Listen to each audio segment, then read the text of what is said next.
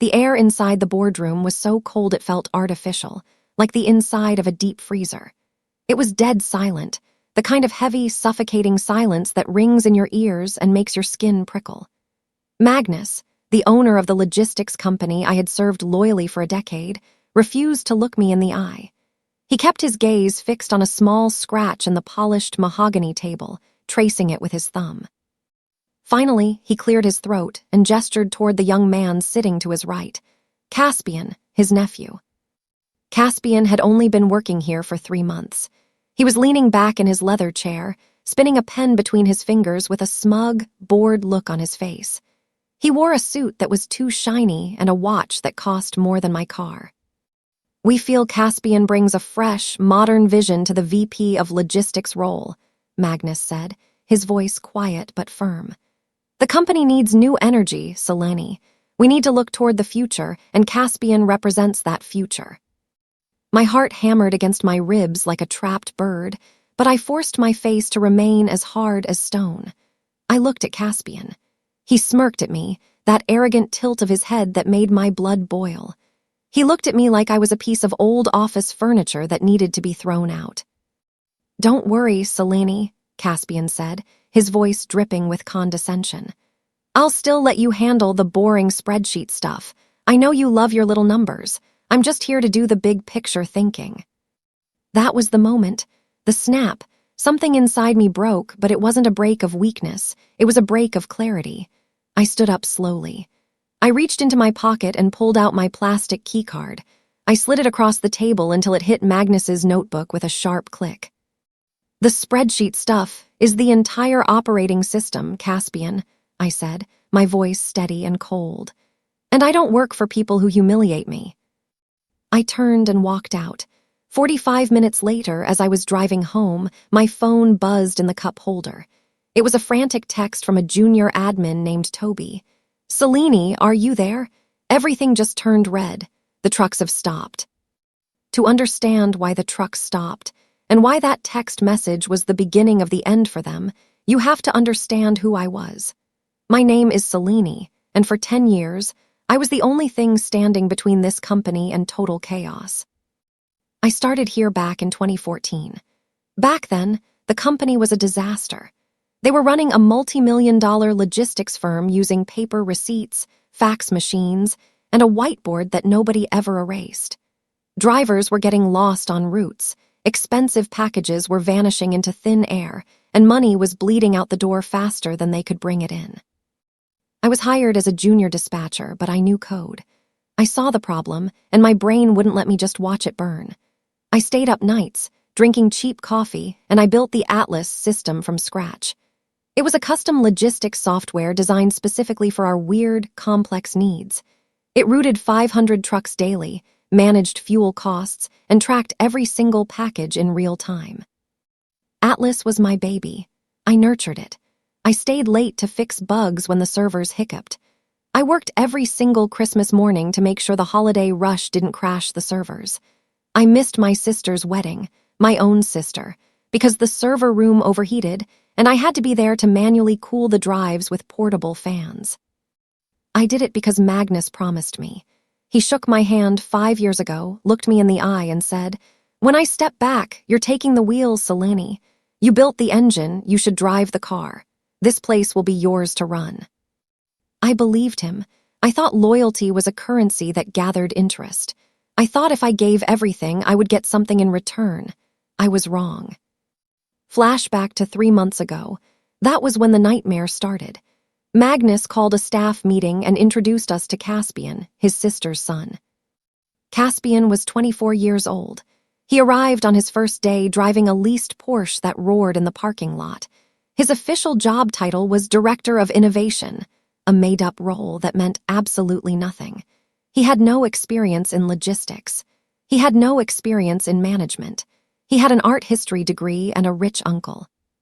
He didn't understand the first thing about logistics. He didn't know the difference between a frantic supply chain and a calm one.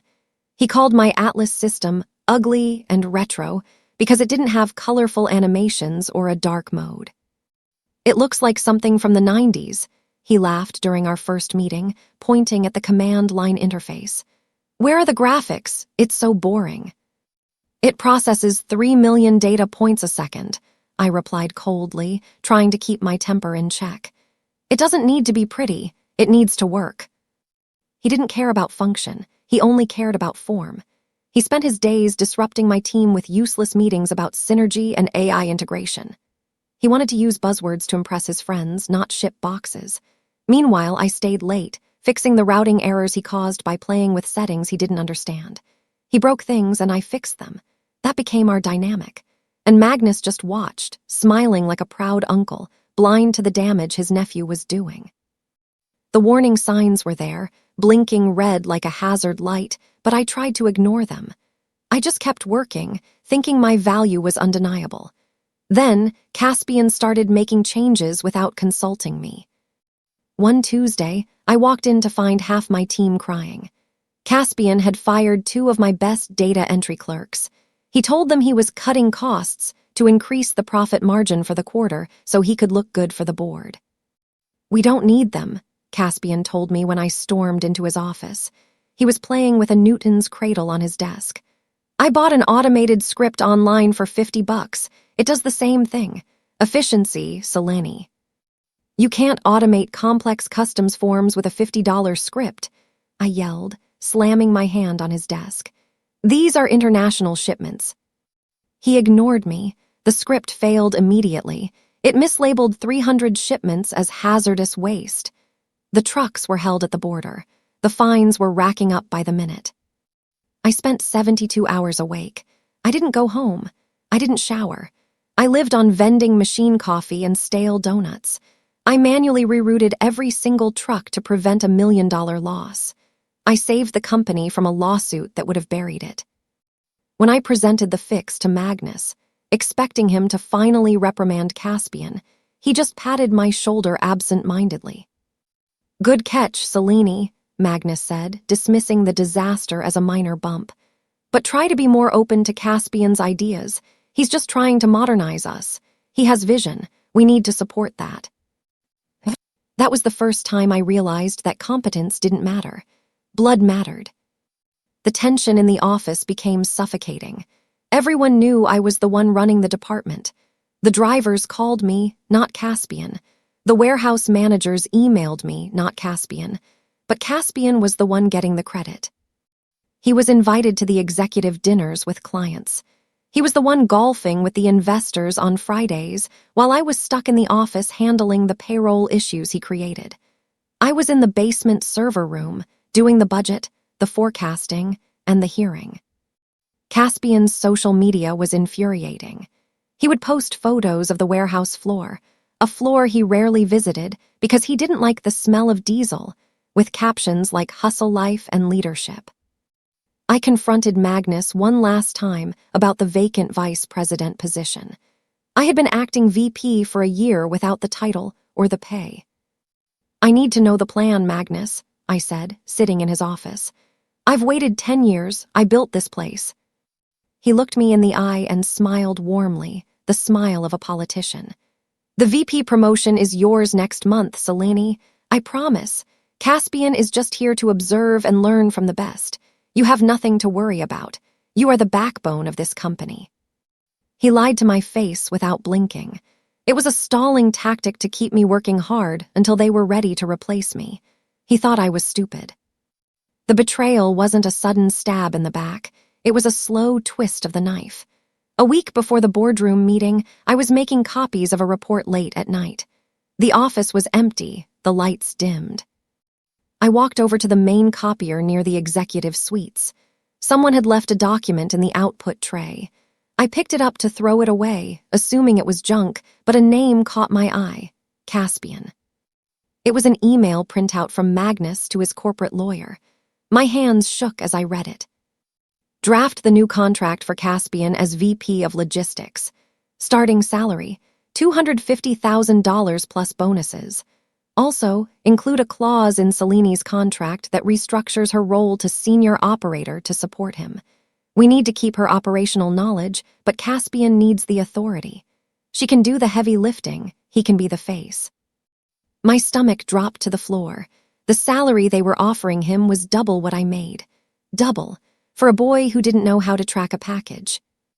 And the worst part, they wanted to demote me. They wanted me to be his support.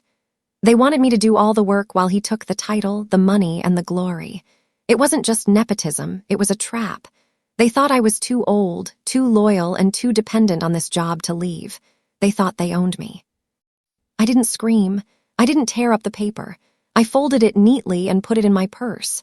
I went back to my desk, sat down, and stared at the glowing screen of the Atlas system. Then I stopped. For years, I had been fixing invisible problems. I handled things that nobody else even knew were issues.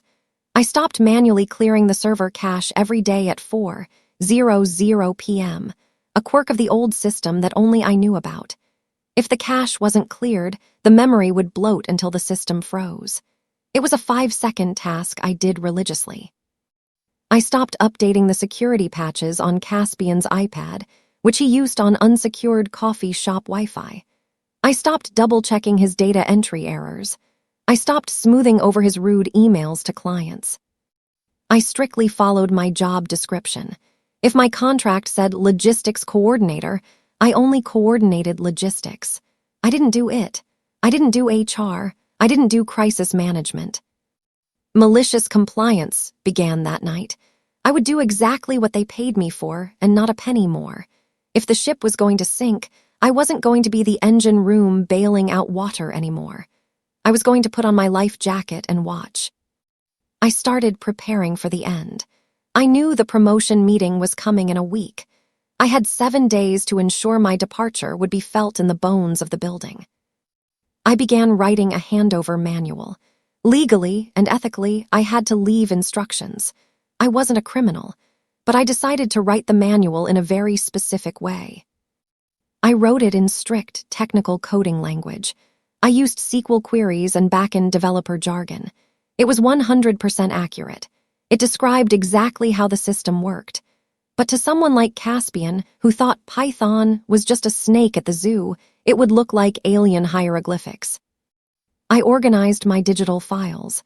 I deleted my personal cheat sheets, the sticky notes, the desktop shortcuts, and the automated batch files I had created to make the interface user-friendly. I scrubbed the easy mode off the computer. I left only the raw, complex command line interface. I was handing them the keys to a spaceship, but I took away the pilot's seat and the steering wheel. I left them with a machine they couldn't operate. 3 days before the meeting, I decided to run a test. I needed to see just how helpless they were. I called in sick. It was my first sick day in 5 years. I sat on my couch, drinking tea, watching the clock. By 10:00 a.m., my phone rang. It was Caspian. "The dashboard is glitching," he panicked, his voice high and shrill. "I can't see the truck in Ohio. The map is just gray." "Did you run the query protocol?" I asked calmly, taking a sip of tea. I knew he had no idea what that was. "Yes, of course I did," he lied. "I did everything, it's broken." "Okay," I said. "Well, try refreshing the local port. You have to type in the specific command." I walked him through a fix that should have taken 10 seconds. It took him 40 minutes. I had to spell out every single word. I recorded the call. It was proof. Proof that without me, he was helpless. Proof that the director of innovation couldn't even restart the server. He didn't learn a thing from that call. He just sighed and said, "Finally, you really need to make this system simpler, Selene. It's too complicated." "I'll get right on that," I said and hung up. The day before the meeting, Caspian came to my desk. He dropped a heavy stack of files right on top of my keyboard, almost hitting my fingers. "I need you to prepare a presentation," he said, checking his reflection in the window, adjusting his hair. "For the board meeting tomorrow. It's on my vision for the next 5 years. Make me look good, Selene. If you do, maybe I'll get you a raise." He winked. That wink sealed his fate. It was the moment I decided there was no turning back. It was so dismissive, so arrogant. "Sure, Caspian," I said, forcing a smile that didn't reach my eyes. "I'll make sure they see exactly what you're capable of." I wrote the presentation. I used his notes. But I included data that was technically correct, but pointed toward a massive, impending infrastructure failure that he should have noticed if he was actually doing his job. I built the trap. If he presented these slides, he would be admitting that he had ignored critical maintenance warnings for 3 months. But he wouldn't read it. He never read anything. He would just stand there and smile and take the credit. We are back to the present, the walkout. I walked out of the conference room and down the long hallway. The fluorescent lights buzzed overhead. I didn't go back to my desk to pack a box. I had already cleared my personal items days ago. My desk was bare, devoid of any photos or plants. I took the elevator down to the lobby. The security guard, Stellan, looked confused to see me at 3:00 p.m. We had been friends for years.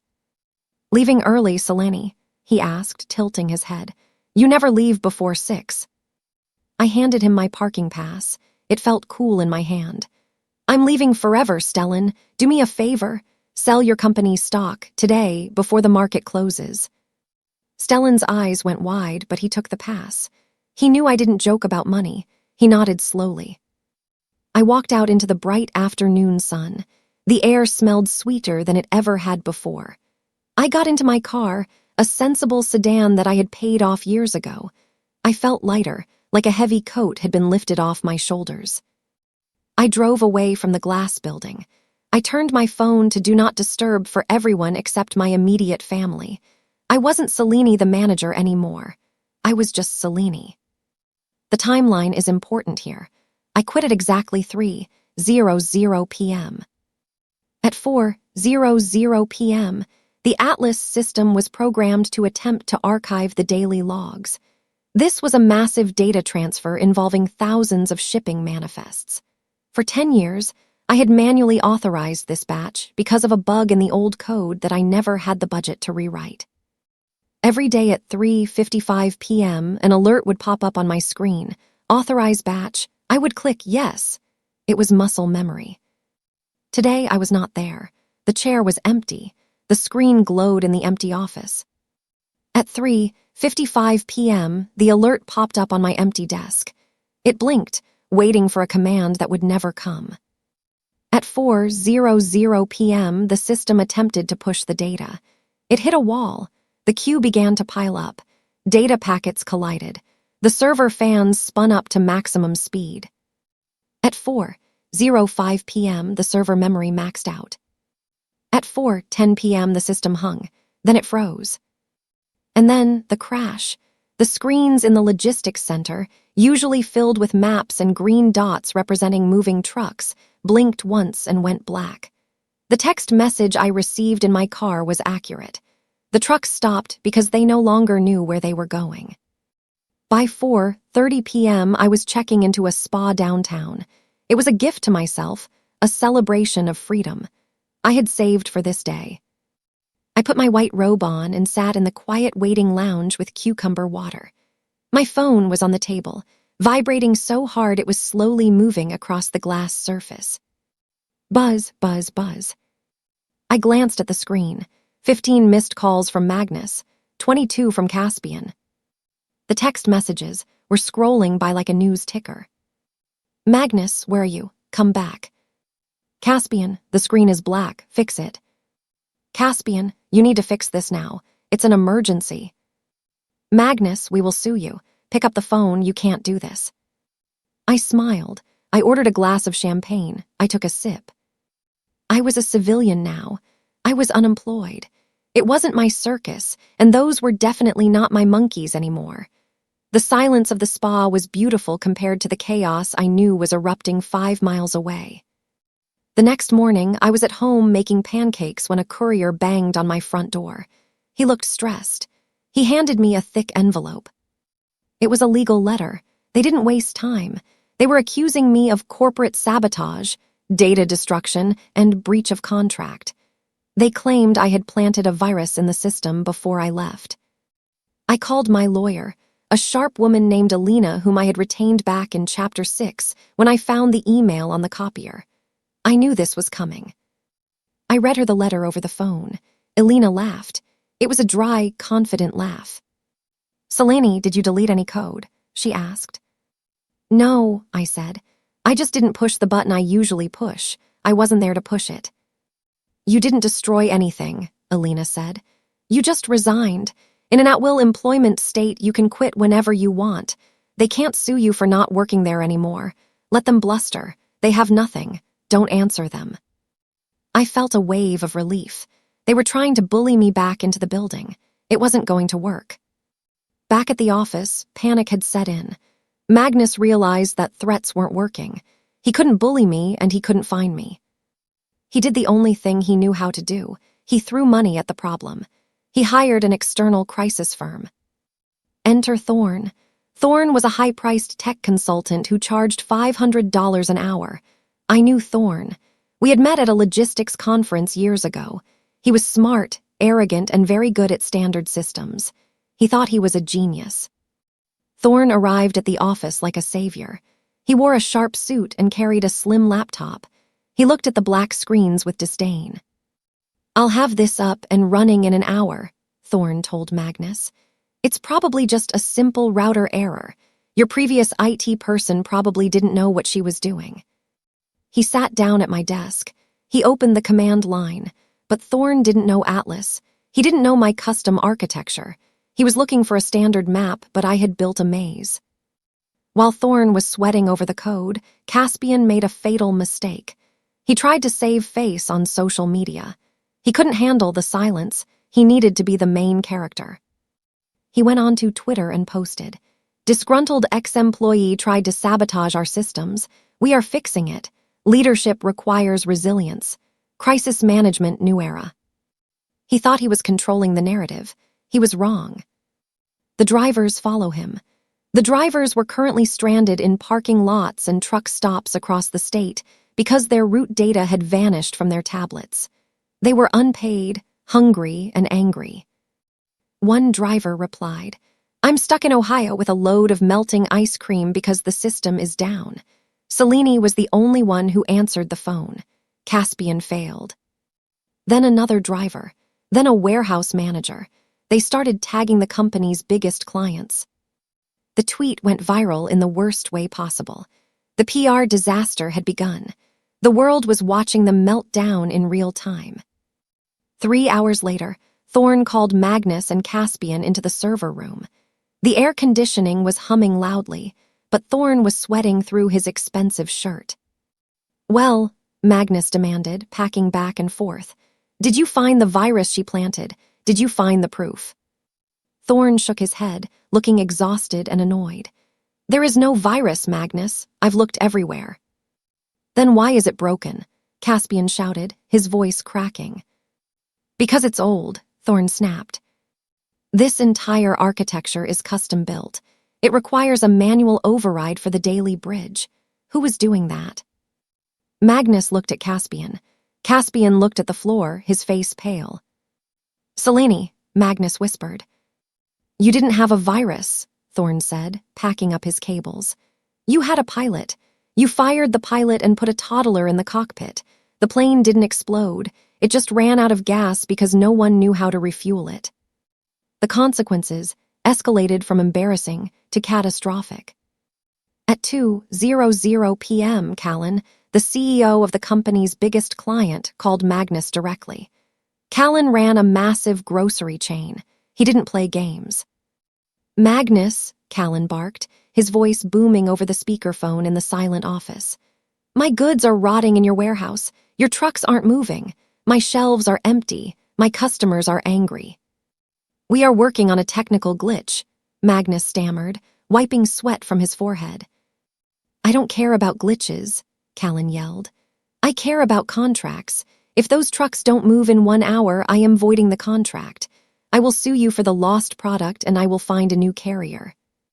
The room went silent. This contract represented 60% of the company's revenue.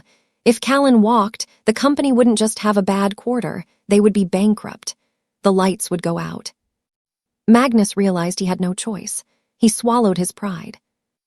"I was in my kitchen making tea when I saw his car pull into my driveway. He looked terrible. His tie was undone, his face was gray, and he looked 10 years older than he had yesterday. He looked like a beaten man."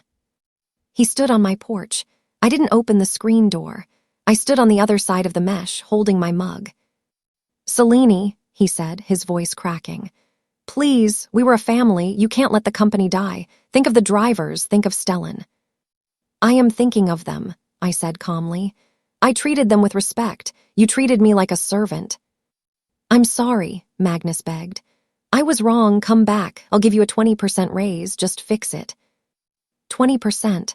After he tried to give his nephew double my salary. It was insulting. I leaned against the doorframe.